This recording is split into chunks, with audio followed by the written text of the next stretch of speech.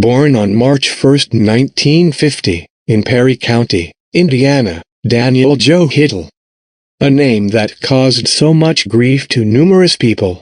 Daniel Hittle was adopted at an early age by Henry and Margaret Hittle. The couple provided all the necessary things a good parent could provide for their children.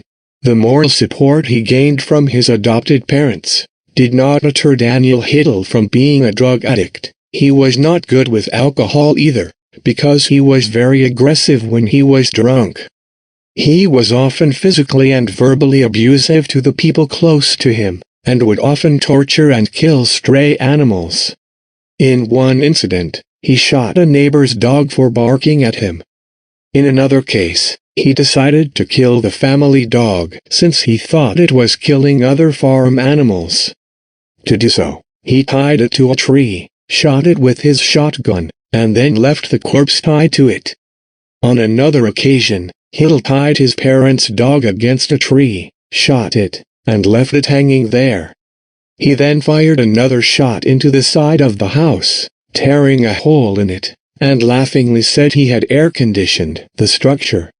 During high school, Hittle killed a neighbor's dog by beating it to death with a club, because it would not stop barking one night. From animals, Daniel Joe Hittle escalated to humans. On another occasion, Hittle beat his first wife after she became upset over Hittle informing her he was unfaithful. Hittle brought her daughter in to watch the beating, and told her to say goodbye to her mom. Then Hittle began choking his wife with so much force she saw spots.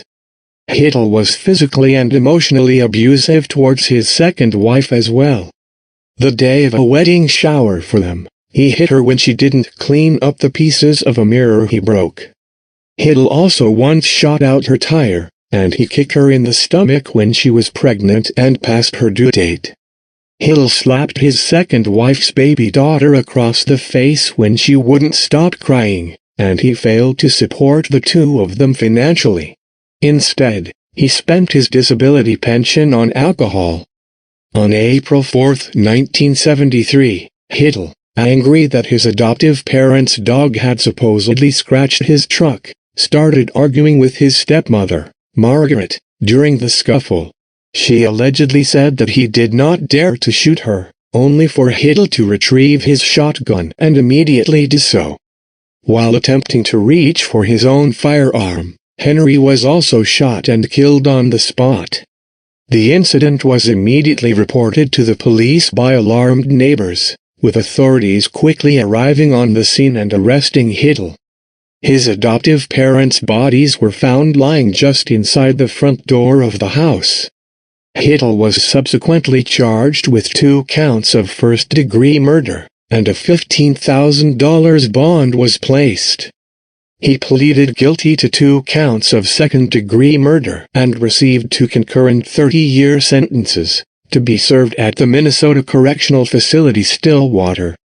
While Daniel Hittle was in prison, a law was passed which mandated that convicts serving at least a 20-year sentence may be eligible for parole without needing to serve the minimum sentence, provided that they were model inmates. As Daniel Hittle qualified for early release under the provisions of this bill, Hittle was paroled in 1984 and was allowed to move to Garland, Texas, where he was kept under surveillance by authorities.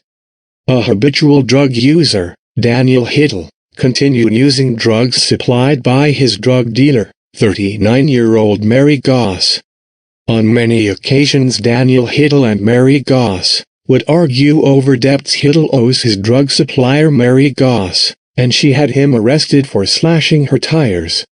On November 15, 1989, after being thrown out of a party and getting into an argument with his wife, an enraged Hittle grabbed his 20-gauge shotgun and stormed out of the house, got in his truck and began driving towards Mary Goss' house.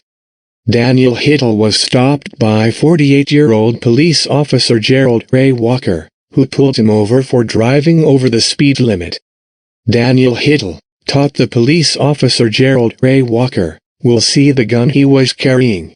Daniel Hittle pulled out his gun and shot the officer in the chest before speeding away, leaving Walker to slowly succumb to his injuries. Officer Gerald Ray Walker died from his injuries. A 17-year veteran of the police department, Walker was the first officer in Garland, a Dallas suburb, killed in the line of duty. Hittle, who had a loaded 20-gauge shotgun in his car, wanted to kill the officer because he knew having the weapon would be a violation of his parole.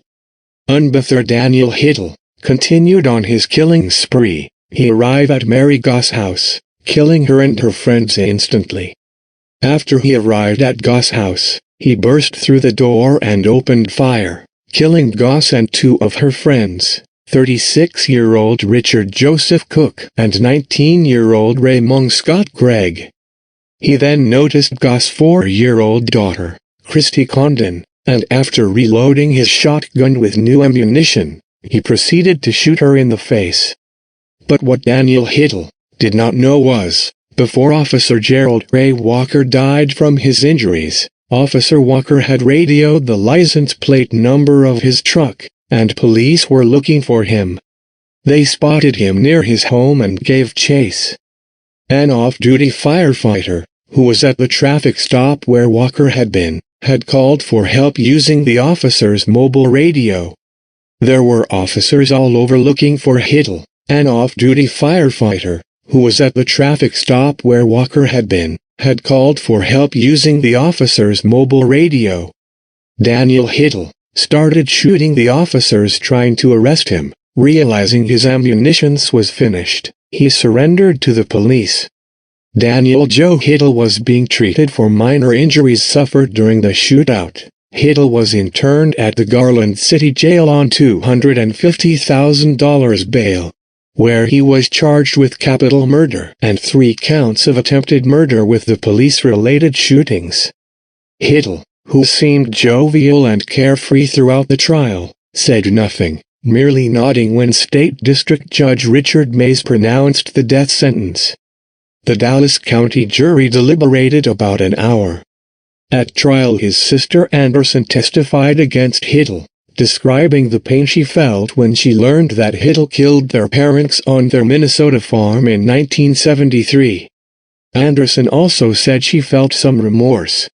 "This is like a funeral," she said. "He's gone. And despite everything he's done, he's part of the family." After a several months-long trial, Hittle was convicted by jury verdict on all counts in August 1990. And subsequently sentenced to death.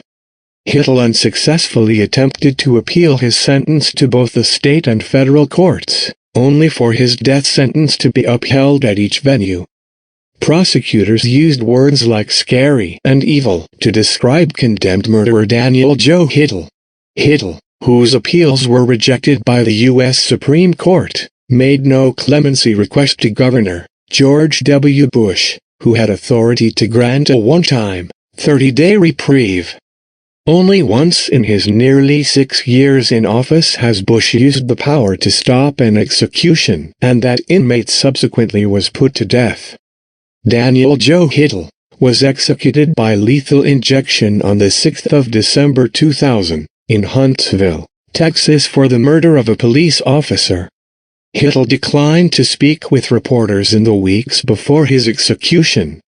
His final statement consisted only of the words Santa Jabe Singh Ji, the name of an Indian religious teacher who advocated love and non-violence. Hittle belonged to a religious sect that followed the teachings of Singh. Hittle then nodded, smiled and winked at his spiritual advisor, the only person he selected to watch him die. As the drugs began taking effect, he sputtered and exhaled slightly. 9 minutes later he was pronounced dead, at 6:20 p.m. Central Standard Time. Daniel Joe Hittle was 50 years at the time of his execution. Thank you for watching Death Row. Born on March 1,